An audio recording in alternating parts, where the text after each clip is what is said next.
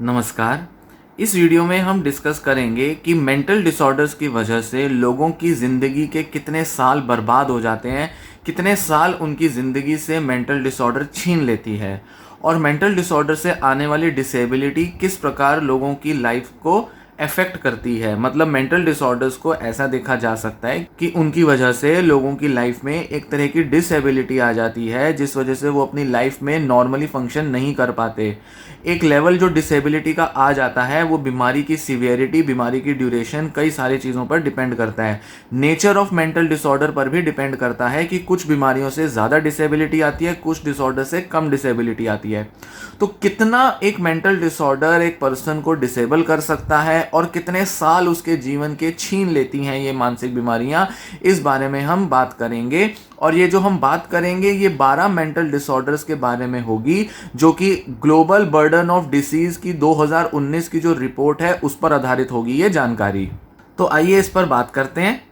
Global burden of disease report, जिसमें कि ये एस्टिमेट लगाए जाते हैं कि पूरे दुनिया भर में वैश्विक तौर पर अलग अलग जो बीमारियां हैं, जिसमें मेंटल डिसऑर्डर्स और फिजिकल डिसीज सब इंक्लूडेड होते हैं, उन सभी बीमारियों की वजह से लोगों की लाइफ किस हद तक प्रभावित होती है और उनकी लाइफ के कितने साल अफेक्ट हो जाते हैं, कितने साल वो डिसेबिलिटी में बिताते हैं किसी भी बीमारी की वजह से, इसके एस्टिमेट लगाए जाते हैं। और हर कुछ सालों के बाद ये global burden of disease report जो है ये पब्लिश की जाती है। Institute for health matrix and evaluation, IHME, जो कि एक इंस्टीट्यूट है, इस रिपोर्ट को पब्लिश करती है। और इसमें किसी भी बीमारी के इंसिडेंस, मतलब कितना ये एक साल में देखने में आती है बीमारी, इसकी प्रिवेलेंस, कि पूरी दुनिया भर में कितने लोग इस बीमारी से प्रभावित हैं, उनके द्वारा आई हुई डिसेबिलिटी और उनका कितने साल एक इंसान के जीवन से छिन जाते हैं बीमारी की वजह से, ये सारे एस्टिमेट्स लगाए जाते हैं। बर्डन ऑफ डिसीज सर्वे पहली बार 1990 में किया गया था और उसकी रिपोर्ट 1993 में छपी थी। उसके बाद दूसरी रिपोर्ट 2010 में, अगली 2013 में, 2015 में, 2017 में और अब रिसेंट जो है वो 2019 में ये रिपोर्ट जो है ये बनाई गई है और इसको हर अगले साल पब्लिश कर दिया जाता है। तो 1990 की 1993 में पब्लिश हुई, 2010 की 2012 में पब्लिश हुई, 13 की 14 में हुई, 15 की 16 में हुई, 17 की 18 में हुई और अभी जो है वो 2019 की जो बेसिक रिपोर्ट है उसके बेसिस पर हम कई सारे आंकड़े देख सकते हैं। हर रिपोर्ट में पहले के मुकाबले ज़्यादा बीमारियों को इंक्लूड किया गया है।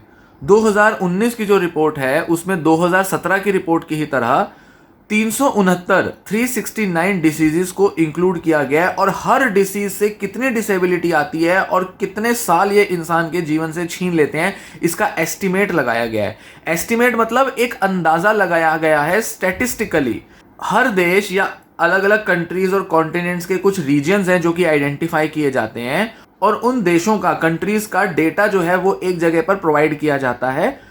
इंडिया से ICMR, Indian council of medical research, ये डेटा जो है प्रोवाइड करती है इस इंस्टीट्यूट को और कुल मिला के 204 देशों का डेटा 21 अलग अलग रीजन्स से 23 अलग अलग एज ग्रुप्स का, दोनों जेंडर्स का डेटा जो है वो इस रिपोर्ट में प्रोवाइड किया गया है। मतलब ये डेटा इस अलग अलग टाइप के जो डेमोग्राफिक मैंने बताए इन पर बेस्ड है। और ये जो पूरा जो डिसेबिलिटी एस्टिमेट है 1990 से 2019 तक के जो करीब 30 साल का जो पीरियड है, उस 30 साल में इन डिसीजेस का जो बर्डन है उसको एस्टिमेट किया गया है 2019 की रिपोर्ट में। तो हम देखेंगे कि कितना सिग्निफिकेंट है ये डेटा, जो कि बताता है कि किसी बीमारी से लोगों का जीवन किस हद तक प्रभावित होता है, किस हद तक लोगों की लाइफ को अफेक्ट करता है अलग अलग डिसीज। और यहाँ पर हम बात करेंगे मेंटल डिसऑर्डर्स की। तो इस रिपोर्ट के अंदर 12 मेंटल डिसऑर्डर्स को इंक्लूड किया गया है। वो 12 मेंटल डिसऑर्डर्स कौन से हैं? पहला है मेजर डिप्रेसिव डिसऑर्डर, दूसरा है डिस्थाइमिया। ये दोनों डिप्रेसिव डिसऑर्डर्स की कैटेगरी में आते हैं। नेक्स्ट कैटेगरी है एंजाइटी डिसऑर्डर्स की और एंजाइटी डिसऑर्डर्स में करीब करीब सारे एंजाइटी डिसऑर्डर्स आ जाते हैं। Generalized anxiety disorder, panic disorder, agoraphobia, social anxiety disorder, childhood anxiety disorders, OCD वाले जो डिसऑर्डर्स हैं जिनको कि हम एंजाइटी डिसऑर्डर ही कहेंगे, वो सारे के सारे डिसऑर्डर्स जो हैं वो इसी में इंक्लूडेड होते हैं। फिर आता है स्किज़ोफ्रेनिया, बाइपोलर डिसऑर्डर आता है, ऑटिस्टिक स्पेक्ट्रम डिसऑर्डर्स आते हैं, ADHD, attention deficit hyper activity disorder included है, कंडक्ट डिसऑर्डर्स जो कि अगेन बच्चों के डिसऑर्डर्स हैं ये भी इंक्लूडेड हैं, ईटिंग डिसऑर्डर्स जिसमें से 2 डिसऑर्डर्स होते हैं, एनोरेक्सिया नर्वोसा और बुलिमिया नर्वोसा, ये दोनों इंक्लूडेड हैं। फिर आता है आइडियोपैथिक डेवलपमेंटल डिसेबिलिटी, मतलब जिन लोगों का आईक्यू कम होता है, उसके जितने भी कारणों की वजह से आईक्यू कम हो सकता है उन सबको इंक्लूड किया गया है इस कैटेगरी के अंदर। फिर लास्ट आता है अदर मेंटल डिसऑर्डर्स, जिसके अंदर प्राइमरीली पर्सनैलिटी डिसऑर्डर्स का डेटा इंक्लूड किया गया है। तो ये कुल मिला के 12 कैटेगरीज जो हैं अलग अलग टाइप की, ये मेंटल डिसऑर्डर्स की इंक्लूड की गई इस रिपोर्ट में, और इनके बारे में जो डेटा है वो पब्लिश किया गया। तो इस वीडियो के अंदर मैं इसी डेटा को आपसे डिस्कस करूंगा कि कितनी डिसेबिलिटी अलग अलग डिसऑर्डर्स से आती है और कितने साल जीवन के इफेक्ट हो जाते हैं अलग अलग इन बीमारियों की वजह से। अब आगे की इंफॉर्मेशन को समझने के लिए एक दो इंपॉर्टेंट टर्म्स हैं जो हमें समझने पड़ेंगे, जो कि समझने जरूरी हैं ताकि हम ये जो आगे बात करेंगे डिसेबिलिटी और उससे खत्म हो जाने वाले सालों के बारे में, हम इसको बेटर तरह से समझ पाएं। तो एक कॉन्सेप्ट होता है या एक कहें कि एक मैट्रिक होता है। मैट्रिक मतलब एक कैलकुलेट करके एक नंबर निकाला जाता है जिसे कहा जाता है DALY, disability adjusted life years. इस DALY का जो नंबर होता है, जो कि हर बीमारी का निकलता है, यही एक इंपॉर्टेंट मैट्रिक होता है, नंबर होता है, जिसके बेसिस पे देखा जाता है कि कितने साल एक व्यक्ति के जीवन के या एक बीमारी की वजह से खत्म हो जाते हैं किसी व्यक्ति के जीवन से। तो डिसेबिलिटी एडजस्टेड लाइफ ईयर्स मतलब कितने साल डिसेबिलिटी की वजह से खत्म हुए। यहां हम इन्हीं सब नंबर की, इसी मैट्रिक की हम बात करेंगे। अब कोई भी बीमारी का जो बर्डन है, हम यहां पर बात क्या कर रहे हैं, बर्डन ऑफ डिसीज। एक डिसीज का, एक बीमारी का बोझ कितना बड़ा है, एक बीमारी किस तरह से किसी व्यक्ति को इफेक्ट करती है। पहला, उसकी लाइफ की परफॉर्मेंस, उसकी लाइफ की प्रोडक्टिविटी, एफिशिएंसी को कम कर देती है। मतलब कि जितनी क्षमता है एक व्यक्ति के अंदर, वो अपनी पूरी क्षमता के साथ काम नहीं कर पाता, अपने जीवन को व्यतीत नहीं कर पाता। तो उसकी पूरी एबिलिटी जो है एक पर्सन की, वो पूरी तरह से अपने को एक्सप्रेस नहीं कर पाती। तो बीमारी की वजह से एक व्यक्ति क्योंकि अपनी पूरी ऑप्टिमल परफॉर्मेंस नहीं दे पा रहा, तो हम कहते हैं कि बीमारी की वजह से एक सॉर्ट ऑफ डिसेबिलिटी आ गई है। अब वह व्यक्ति जितनी लंबी बीमारी से डील करेगा, जितनी सीवियर बीमारी से डील करेगा, उतना ज्यादा उसकी लाइफ की परफॉर्मेंस, लाइफ की प्रोडक्टिविटी इफेक्ट होगी। तो किस बीमारी से कितनी डिसेबिलिटी आती है, पहले तो ये मेजर किया जाता है और इस पर आधारित होता है कि डिसेबिलिटी का प्रभाव कितना पड़ा व्यक्ति पर, और वैश्विक तौर पर देखें तो ज्यादातर लोगों पर कितना प्रभाव पड़ता है, ये देखना जरूरी है। साथ ही साथ एक बीमारी से कितने साल तक व्यक्ति जो है वो जूझ रहा है।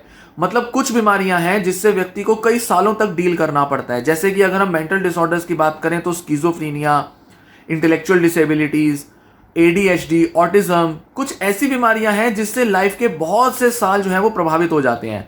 कई सालों तक लोग इन बीमारियों से जूझते रहते हैं, या तो बीमारियां आइडेंटिफाई नहीं हो पाती या उसके ट्रीटमेंट में ही कई साल लग जाते हैं, और कई बार तो बीमारियां पूरी तरह से ठीक भी नहीं हो पाती। तो पूरी पूरी जिंदगी एक व्यक्ति की जा सकती है, खत्म हो सकती है एक बीमारी की वजह से। तो कितने साल तक एक व्यक्ति जो है इस बीमारी से पीड़ित रहा है, उसकी वजह से इतने सालों तक डिसेबल्ड रहा है, ये इंपॉर्टेंट हो जाता है हमें मेजर करना, हमें देखना। तो अगर हम बर्डन ऑफ डिसीज की बात कर रहे हैं, तो डिसीज का बर्डन कैसा है, कितना डिसेबल्ड है पर्सन, कितने सालों तक वो डिसेबल्ड है, ये भी मैटर करता है। और तीसरी जो इंपॉर्टेंट चीज आती है वो ये कि कई बीमारियों की वजह से लोगों की लाइफ एक्सपेक्टेंसी कम हो जाती है। जैसे कि अगर हम कहें कि डायबिटीज और हार्ट अटैक, मतलब कार्डियोवैस्कुलर डिसीजेज होते हैं, कैंसर होती हैं, कुछ ऐसी बीमारियां हैं जिससे कि व्यक्ति जल्दी मर जाता है। डिप्रेशन, स्किज़ोफ्रेनिया, इसकी वजह से भी लोगों की लाइफ एक्सपेक्टेंसी अफेक्ट होती है।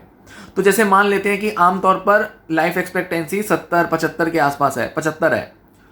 तो बीमारी की वजह से देखने में आएगा कि ज्यादातर लोग जो हैं वो जल्दी मर रहे हैं। मान लेते हैं जैसे 60 की उम्र में लोगों की ज्यादातर एवरेज लेवल पर मृत्यु हो रही है किसी बीमारी की वजह से। तो हम क्या देख रहे हैं कि जितने साल एक व्यक्ति जी सकता है ऑन एन एवरेज, किसी देश के हिसाब से, कंट्री, रीजन के हिसाब से ये एस्टिमेट्स लगाए जाते हैं। तो अमेरिका का अलग होगा, यूरोप का अलग होगा, चाइना, इंडिया, सबका अलग डेटा होगा। तो एक पर्टिकुलर रीजन में कितने साल आमतौर पर एक व्यक्ति जीता है, और इस बीमारी की वजह से आमतौर पर लोग कितने साल जी पा रहे हैं, इसके बीच का जो गैप होता है वो भी बड़ा इंपॉर्टेंट है कि इतने साल एक व्यक्ति की उम्र से खत्म हो गए इस बीमारी की वजह से। तो ये तीन चीजें, लेवल ऑफ डिसेबिलिटी मतलब उसकी सीवियरिटी पे डिपेंड करता है, नेचर ऑफ बीमारी इस पे डिपेंड करेगा, ड्यूरेशन ऑफ इलनेस मतलब कितने सालों तक वो डिसेबल्ड रहा, और कितने साल उसके जीवन के कम हो गए क्योंकि वो इस बीमारी से पीड़ित था। ये तीनों मैट्रिक्स जो हैं ये इंपॉर्टेंट होते हैं। अब जो पहले के अलावा जो बाकी दो बताए मैंने, वो DALY disability adjusted life years को एस्टिमेट करने में जरूरी होते हैं, कैलकुलेट करने के लिए जरूरी होते हैं। तो इसके लिए दो ऐसे मेट्रिक होते हैं। एक होता है YLL years of life lost, जो कि मॉर्टेलिटी के बेसिस पे एस्टिमेट लगाया जाता है, कैलकुलेट किया जाता है कि मतलब एक व्यक्ति अगर 75 की उम्र जी सकता था तो उसके जीवन के कितने साल खत्म हो गए, मतलब वो जल्दी मर सकता है या ज्यादातर लोग मर जाते हैं। तो ये जो ईयर्स ऑफ लाइफ लॉस्ट है, ये है कि उसकी लाइफ एक्सपेक्टेंसी कितनी कम हो गई बीमारी की वजह से। ये हर बीमारी का अलग अलग होता है। तो 369 बीमारियों का सबका YLL कैलकुलेट किया जाता है। दूसरा आता है YLD years of life lost in disability, या years lost in disability simple हम कहें कि डिसेबिलिटी से जूझते हुए कितने साल हो गए एक व्यक्ति को, या आमतौर पर एक बीमारी की वजह से कितने साल जीवन के खत्म हो जाते हैं, या हम कहें कि कितने साल वो जीवन के लग जाते हैं सिर्फ इस बीमारी से जूझते हुए। तो बीमारी का इंपैक्ट जिंदा रहते हुए और मौत के ऊपर क्या प्रभाव पड़ रहा है, दोनों को हम यहां पर देख रहे हैं। दोनों के बेसिस पे हम कह रहे हैं कि एक व्यक्ति की पूरी लाइफ की जो क्वालिटी है, लाइफ की जो पूरी जो एक एफिशिएंसी है, प्रोडक्टिविटी है, वो पूरी अफेक्ट हो जाती है।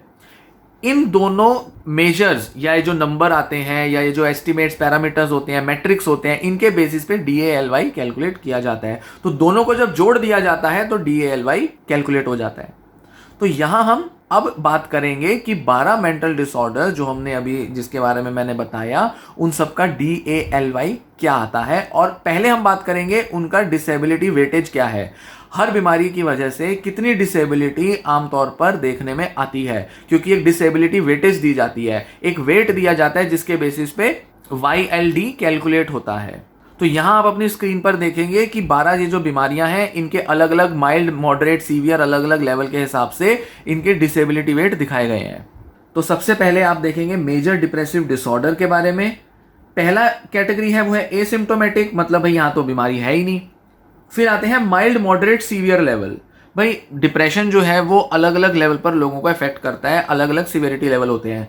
तो माइल्ड डिप्रेशन जिनको होगा उनकी लाइफ थोड़ी डिसेबल्ड होगी, जबकि सीवियर डिप्रेशन जितने लोगों को होगा या जितने ज्यादा लोग उससे पीड़ित होंगे तो ज्यादा डिसेबिलिटी लोगों की लाइफ में आएगी, ज्यादा साल, ज्यादा टाइम उनका खर्च होगा इस बीमारी से। तो यहां आप देखेंगे कि पहले तो कंडीशन का नाम दिया हुआ है, उसके माइल्ड, मॉडरेट, सीवियर लेवल बताए हुए हैं, फिर उसके बारे में थोड़ा डिस्क्रिप्शन दिया हुआ है बीमारी के बारे में, और फिर हम देखते हैं कि डिसेबिलिटी वेट और सीवियरिटी स्प्लिट का डेटा दिया हुआ है। मतलब पहले हम देखेंगे डिसेबिलिटी वेट, इसको अगर हम 100 से मल्टीप्लाई कर दें तो हम परसेंटेज बता सकते हैं।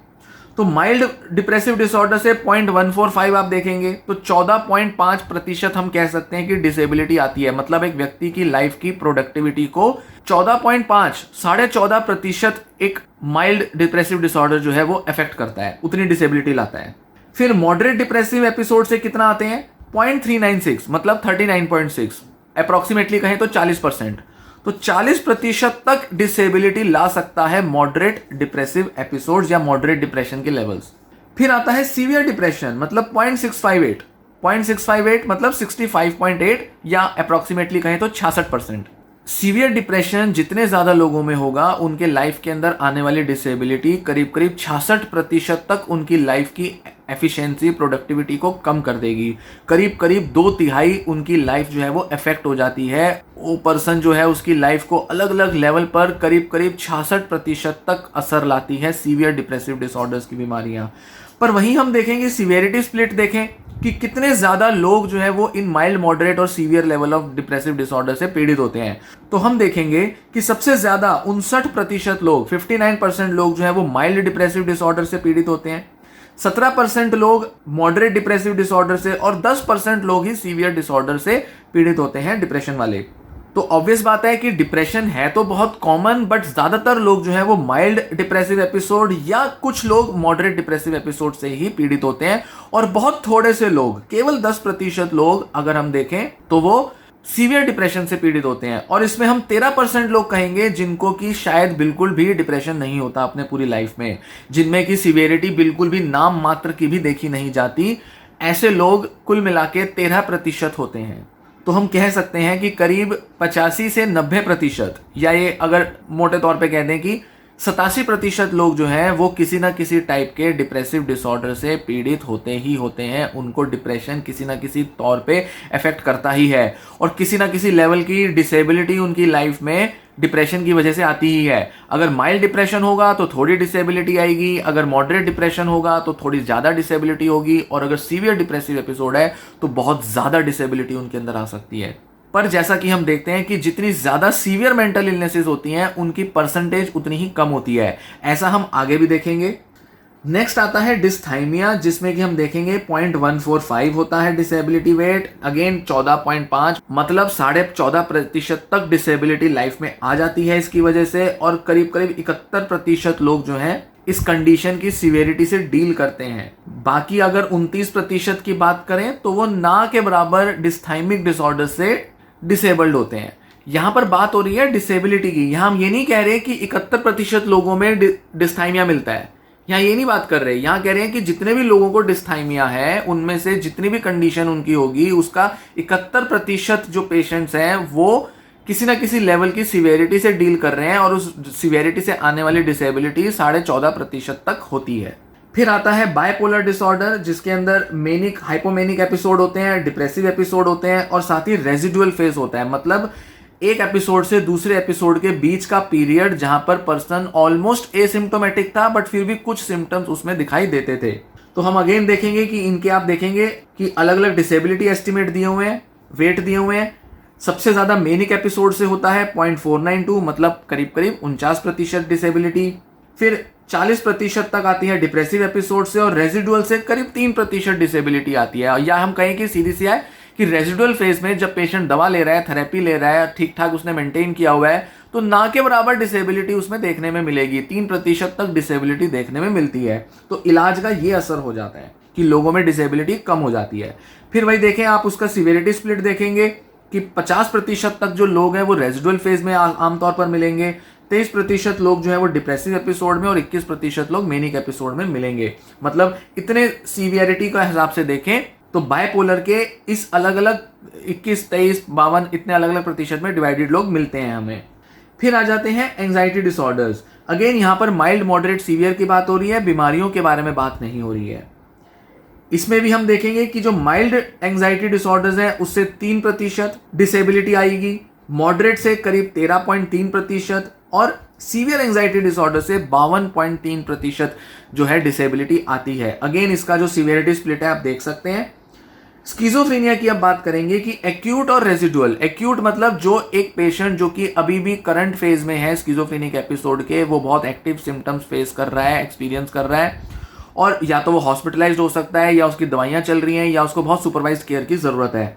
तो ऐसा एक्यूट फेज में पेशेंट के अंदर जो डिसेबिलिटी है वो 0.778, मतलब करीब करीब 78% लाइफ उनकी अफेक्ट होती है। इस हद तक उनके अंदर डिसेबिलिटी आती है। और रेजिडुअल फेज भी अगर हम देखेंगे तो उसमें भी 58.8% है, मतलब 59%। उसमें भी बहुत ज्यादा डिसेबिलिटी एक पर्सन की लाइफ में आती है रेजिडुअल फेज में भी। मतलब ट्रीटमेंट के बाद भी अगर हम बाइपोलर से कंपेयर करें तो स्किज़ोफ्रेनिया का रेजिडुअल फेज भी बहुत डिसेबलिंग होता है, जबकि बाइपोलर के अंदर रेजिडुअल फेज में पेशेंट जो है वो काफी हद तक अपनी लाइफ में रिकवर कर चुका होता है। तो स्किज़ोफ्रेनिया बहुत ही सीवियर कंडीशन में से एक होती है जिससे लोगों की ज्यादातर लाइफ इफेक्ट होती है, ज्यादातर लाइफ के एरियाज में वो डिसेबिलिटी एक्सपीरियंस करते हैं। और अगर हम इसका सीवियरिटी लेवल देखें, सीवियरिटी स्प्लिट देखें, तो 63% लोग आमतौर पे इसके एक्यूट फेज से डील कर रहे हैं और केवल 37% लोग ही होते हैं जो कि रेजिडुअल फेज में पाए जाते हैं। तो इस हिसाब से भी अगर हम देखेंगे तो किसी भी टाइम पर, अगर हम कहें कि अभी 2022 मार्च अप्रैल की बात करें, तो किसी भी टाइम पर इस बीमारी से पीड़ित लोग, उसमें ज्यादातर लोग सीवियरली डील करते हुए पाए जाएंगे स्किज़ोफ्रेनिया के सिम्टम से, और बहुत थोड़े ही पेशेंट होंगे, करीब करीब 37% लोग होंगे जो कम डिसेबिलिटी से पीड़ित हैं या कम उनकी लाइफ जो है वो अफेक्टेड है स्किज़ोफ्रेनिया से। बाकी बीमारियों के मुकाबले ट्रीटमेंट होने के बाद भी, ट्रीटमेंट चलते हुए भी स्किज़ोफ्रेनिक पेशेंट्स काफी हद तक डिसेबल्ड होते ही हैं अपनी लाइफ में। इसलिए इनको लॉन्ग टर्म ट्रीटमेंट की जरूरत होती है, लंबे समय तक इनका इलाज करते रहने की जरूरत होती है, दवाइयाँ इनकी लाइफ टाइम चलती ही हैं। फिर हम ईटिंग डिसऑर्डर्स पे आते हैं, एनोरेक्सिया नर्वोसा, बुलिमिया नर्वोसा, जो कि करीब करीब 22% डिसेबिलिटी लाती हैं। इनका सिवियरिटी स्प्लिट नहीं दिया हुआ, ये भी काफ़ी हद तक एक पर्सन की लाइफ को अफेक्ट करती हैं। फिर ऑटिज्म आता है जिसका डिसेबिलिटी वेट जो है वो 26.2 मतलब करीब 26% है, ये भी काफ़ी हद तक लाइफ को अफेक्ट कर देती है। पर ऑटिज्म के साथ एक इशू ये है कि इसके बड़ी उम्र के जो एस्टिमेट्स हैं वो अवेलेबल नहीं है। आमतौर पर ये डेटा बचपन का या ज़्यादा से ज़्यादा एडोलेसेंस या यंग एडल्टहुड का ही अवेलेबल है। तो बड़ी उम्र के 50-70 साल के जो लोग हैं जिनको ऑटिज्म रहा है बचपन में या किसी ना किसी लेवल पर वो ऑटिज्म के सिम्टम्स को एक्सपीरियंस कर रहे हैं, ऐसा डेटा अवेलेबल नहीं है। तो इस वजह से ये यंग एज के हिसाब से ही डेटा बताया गया है। तो इसमें हम क्या देखते हैं कि 26.2% की जो डिसेबिलिटी है वो करीब करीब 43% पेशेंट्स में आ रही है, जो कि सिर्फ ऑटिज्म की वजह से है। अब इसके अलावा एस्पर्जर सिंड्रोम और कुछ दूसरे ऑटिस्टिक डिसऑर्डर्स भी होते हैं, उनसे होने वाली डिसेबिलिटी करीब 10.4% मतलब करीब करीब 10% तक होती है। कम डिसेबलिंग होते हैं एस्पर्जर डिसऑर्डर, जिसमें कि हम कह सकते हैं कि हाई फंक्शनिंग ऑटिज्म भी जिसको कहा जाता है। तो ऑब्वियसली ये ज़्यादा फंक्शनल होते हैं, ज़्यादा अच्छा रिकवर करते हैं, ज़्यादा अच्छी इनके अंदर स्किल्स होती हैं, टैलेंट बहुत होता है। तो ऐसे पेशेंट्स जो हैं वो करीब करीब 57% हैं। तो 43% 26% वाली डिसेबिलिटी शो करते हैं और 57% पेशेंट्स जो हैं वो 10% डिसेबिलिटी शो करते हैं। तो ज़्यादातर लोग जो हैं वो कम डिसेबल्ड हैं ऑटिज्म की बीमारियों की वजह से। नेक्स्ट आता है ADHD 0.045 मतलब 4.5% तक डिसेबिलिटी लाइफ में लाता है। और 28% पेशेंट्स जो हैं वो करीब करीब इतने ही लेवल ऑफ डिसेबिलिटी से सफ़र करते हैं। बाकी सबके अंदर जो डिसेबिलिटी है वो कम होती है। तो 72% लोग या तो बिल्कुल एसिम्प्टोमेटिक मानेंगे, अब हैं तो वो इसी कैटेगरी के ADHD के, पर उनको अगर हम बाकी सारे डिसऑर्डर्स, डिप्रेशन, ये वो IQ लेवल और इधर उधर के इश्यूज अगर हटा दें, कोमॉर्बिडिटी के सारी एडजस्टमेंट्स कर दें, तो ना के बराबर उनके अंदर हम कहेंगे कि डिसेबिलिटी आती है। तो ऐसे 72% लोग मतलब बच्चे होते हैं। फिर आता है कंडक्ट डिसऑर्डर, जिससे होने वाली डिसेबिलिटी 24% तक हो सकती है, जिसमें कि 52% तक लोग आते हैं। बच्चों की यहाँ बात हो रही है। तो बच्चे जो कि कंडक्ट डिसऑर्डर से पीड़ित हैं, उनमें 52% ऐसे बच्चे होंगे जिनमें करीब करीब 24% तक डिसेबिलिटी है। ये भी बहुत बड़ा एस्टिमेट है। मतलब कि उनके पढ़ाई, उनकी सोशल रिलेशंस, उनकी अपनी पर्सनल रिलेशंस काफ़ी अफेक्ट हो जाती हैं, जो कि हम कहेंगे कि डिसेबिलिटी है बीमारी की वजह से। और ये जो कंडक्ट डिसऑर्डर के बच्चे होते हैं, पेशेंट होते हैं, इनको काफ़ी जो हमारा जो लीगल सिस्टम है उसके साथ काफ़ी जूझना पड़ता है। जुवेनाइल केसेस इसके अंदर बहुत होते हैं। कभी ना कभी इनके अगेंस्ट पुलिस कंप्लेंट या कोई इंस्टीट्यूशनल एक्शन इनके अगेंस्ट अक्सर ली जाती है। स्कूल वाले अक्सर इनको एक स्कूल से निकाल देते हैं या इस तरीके की प्रॉब्लम्स अक्सर इन्हें फेस करनी पड़ती हैं। तो इनकी डिसेबिलिटी इन सब चीज़ों की वजह से देखने में आती है। फिर आती है आइडियोपैथिक डेवलपमेंटल इंटेलेक्चुअल डिसेबिलिटी, मतलब कि किसी भी वजह से एक पर्सन का मानसिक विकास ना होना, मंदबुद्धि होना, इंटेलेक्चुअल डिसेबिलिटी होना, IQ एप्रोप्रिएट ना होना, ये सारा इसमें शामिल है। इसमें borderline ID, mild, moderate, severe और प्रोफाउंड ID सब कैटेगरीज शामिल होती हैं। तो बॉर्डरलाइन ID की वजह से कितनी डिसेबिलिटी होगी? करीब 1%। 4.3% माइल्ड लेवल ऑफ ID की वजह से डिसेबिलिटी है। 10% मॉडरेट ID, 16% सीवियर ID और प्रोफाउंड ID की वजह से 20% तक डिसेबिलिटी जो है वो आती है। इसमें जो बीमारियां हमने देखी, इनका सिवियरिटी स्प्लिट यहाँ पर नहीं दिया गया है। तो हम ये नहीं कह सकते कि कौन सी सिवियरिटी में कितने % जो है बच्चे या लोग जो है वो लाई करते हैं। पर इसमें भी हम देखेंगे कि काफ़ी हद तक डिसेबिलिटी जो है वो ID की वजह से आती है। इसमें से अगर हम देखें ID में, तो करीब जो 1% जो डिसेबिलिटी वाले लोग हैं जिनको कि बॉर्डरलाइन ID में होते हैं, ये तो आमतौर पर सोसाइटी में एडजस्ट कर जाते हैं। कुछ बेसिक स्किल्स, क्लरिकल स्किल्स सीख के इनको किसी ना किसी तरीके की वोकेशनल ट्रेनिंग देकर इनको फंक्शनल बनाया जा सकता है। तो इसीलिए इनके अंदर डिसेबिलिटी भी बहुत कम बताई जा रही है, मतलब इनकी लाइफ ज़्यादा इफेक्ट नहीं होती। पर बाकी के जितने भी पेशेंट हैं, माइल्ड, मॉडरेट और सीवियर वाले और प्रोफाउंड वाले, इनके अंदर बहुत ज़्यादा डिसेबिलिटी है। मतलब ये काफ़ी हद तक दूसरों पर डिपेंडेंट होते हैं और इनको बहुत सुपरविजन की लंबी उम्र तक ज़रूरत पड़ती है। ज़्यादातर साल इनके जीवन के सुपरविजन में बीतते हैं, पर फिर भी अपने घर के कुछ आमतौर पे बेसिक स्किल्स ये सीख सकते हैं। एटलीस्ट मॉडरेट से माइल्ड लेवल के जो पेशेंट हैं उनमें काफ़ी हद तक उम्मीदें होती हैं, उनको ट्रेन किया जा सकता है। तो ये रहे सारे के सारे डिसेबिलिटी वेट्स, डिसेबिलिटी एस्टिमेट्स, या ये कहें कि कितनी डिसेबिलिटी किसी बीमारी की वजह से लाइफ में आ सकती है, किस % तक वो हमें असर कर सकती है। तो ये जो नंबर थे ये 0 से लेकर 1 के बीच में थे, जो डिसेबिलिटी वेट थे, जो पॉइंट्स में दिए गए थे। 0 का मतलब है कोई डिसेबिलिटी नहीं है, भाई एसिम्प्टोमेटिक है पर्सन, बीमारी नहीं है, ना के बराबर उसके अंदर सिम्टम्स हैं, तो उनसे डिसेबिलिटी 0 होगी। तो कई लोग हैं जिनमें छोटे मोटे कभी कभी डिप्रेसिव एंजाइटी सिम्टम्स आते होंगे, पर वो किसी डायग्नोसिस को अटेन नहीं करते, मतलब उनके सिम्टम्स इतने नहीं है कि हम कहें कि उनको डायग्नोसिस दिया जा सके। स्ट्रेस है या कुछ भी दूसरी प्रॉब्लम्स हैं जो कि लाइफ के नॉर्मल स्ट्रेसेस होते हैं, छोटी मोटी परेशानियां होती हैं, लाइफ के अलग अलग स्टेज पे कोई ना कोई परेशानी आती है, उनकी वजह से व्यक्ति परेशान हो सकता है, उसका टाइम खर्च हो जाता है काफ़ी उस परेशानी में, पर उससे उनकी लाइफ में डिसेबिलिटी नहीं आती।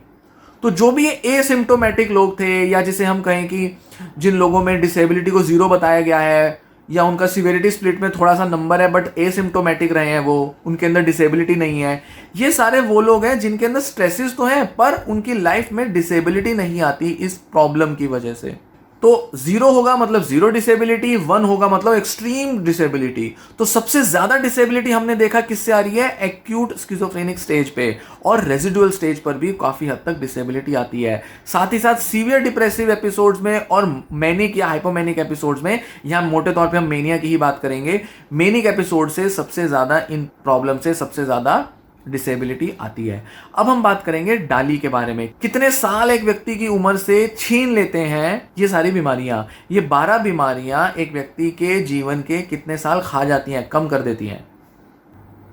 यहां हम देखेंगे कि जो डाली का जो एस्टिमेट है, जो कि टेबल्स में रिसर्चेस में दिया जाता है, वो इस हिसाब से दिया जाता है, सभी लोगों के हिसाब से कितने साल लोगों के जीवन से खत्म हो जाते हैं, उस डाली की यहाँ पर बात की जाएगी।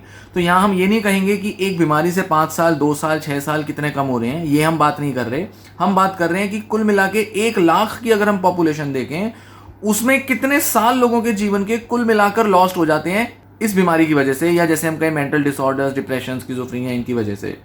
तो वहां हम क्या देखते हैं कि 2019 में जो डेटा आया है उसके मुताबिक मेंटल डिसऑर्डर्स की वजह से 125.3 मिलियन, मतलब 125 मिलियन ईयर्स डिसेबिलिटी की वजह से लॉस्ट हो जाते हैं।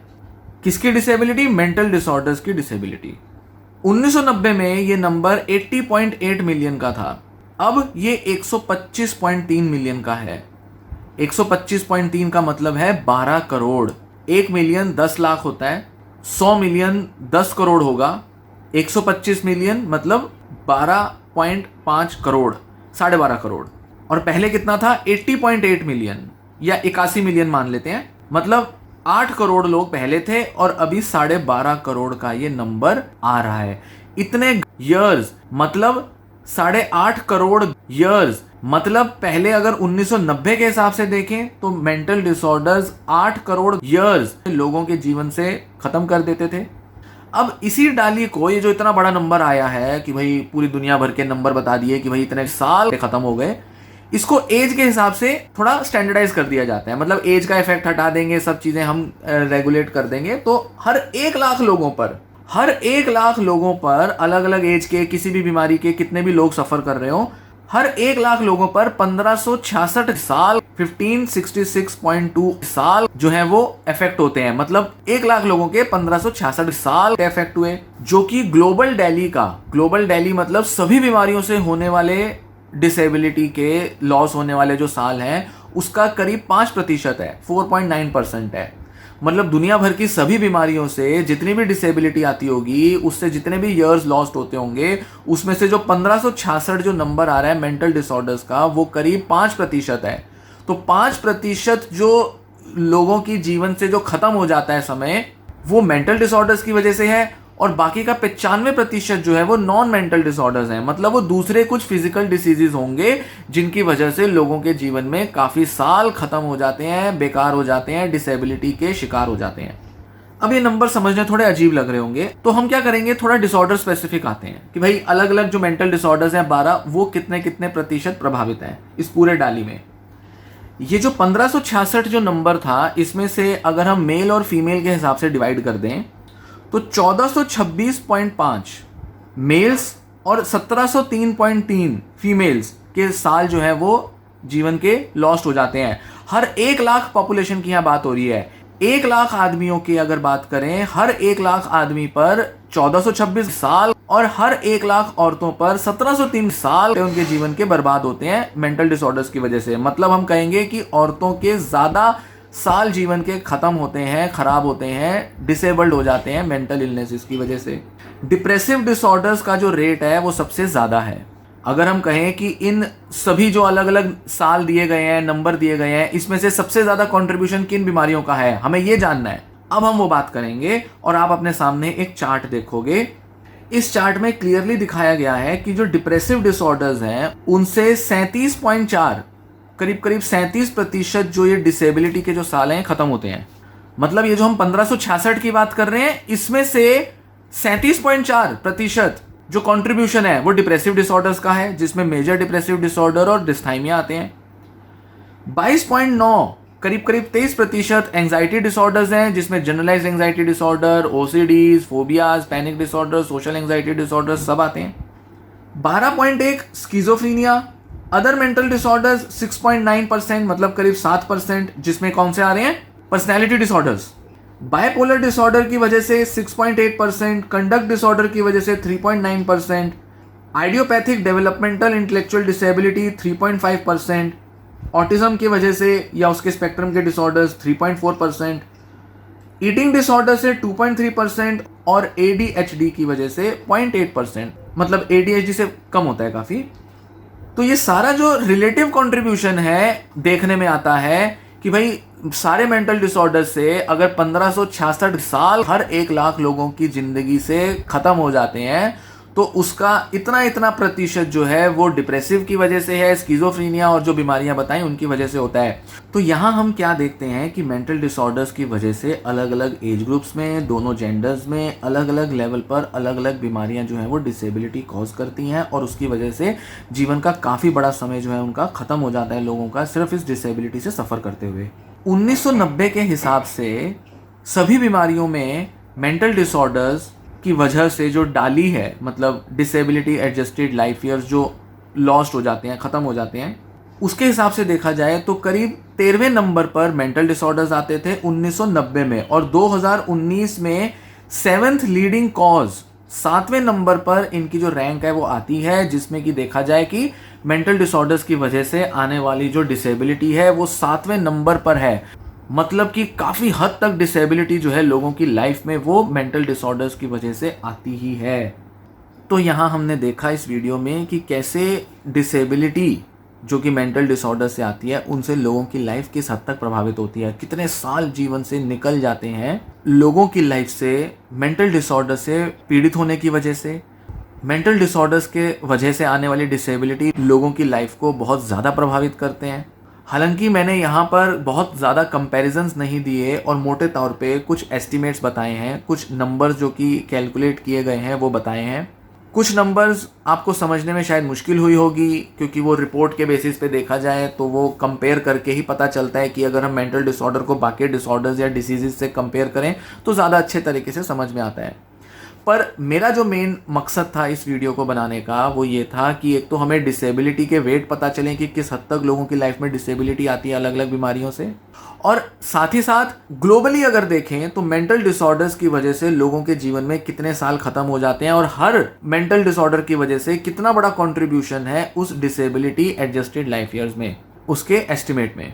कि हम कहें कि अगर इतने सारे साल लोगों की लाइफ में अगर इफेक्ट हो रहे हैं तो उसमें से ज़्यादातर जो साल जो लोगों की लाइफ में डिसेबिलिटी आती है और उससे इफेक्ट होते हैं वो किस बीमारी की वजह से ज़्यादा है, तो डिप्रेसिव डिसऑर्डर, स्किज़ोफ्रेनिया, बायपोलर, इनकी वजह से ज़्यादातर डिसेबिलिटी देखने में आती है।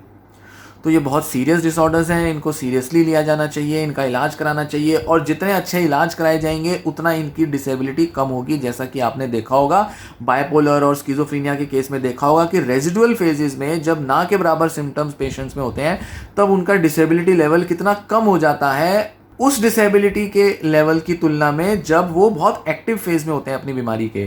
तो ट्रीटमेंट का बहुत बड़ा इम्पैक्ट है इस डिसेबिलिटी को कम करने में। तो ये वीडियो की मैं दी गई जानकारी आपको पसंद आई हो तो वीडियो को लाइक करें, वीडियो को शेयर करें, और साथ ही साथ चैनल भी सब्सक्राइब करें अगर आप ऐसी इंटरेस्टिंग वीडियोस देखना चाहते हैं। मैं अक्सर अपनी वीडियोस में कुछ ना कुछ डेटा, रिसर्च, लिटरेचर डिस्कस करता रहता हूं ताकि उनकी मदद से बेटर तरीके से समझा जा सके मेंटल डिसीज़ को, उनके इम्पैक्ट को, उनके अलग अलग जो रेट है, अलग अलग जो उनके बारे में जो फाइंडिंग्स हैं उसको हम जान सकते हैं, उनके रिलेशन एसोसिएशन समझ सकते हैं। तो ऐसी ही और वीडियोस के लिए चैनल ज़रूर सब्सक्राइब करें। धन्यवाद।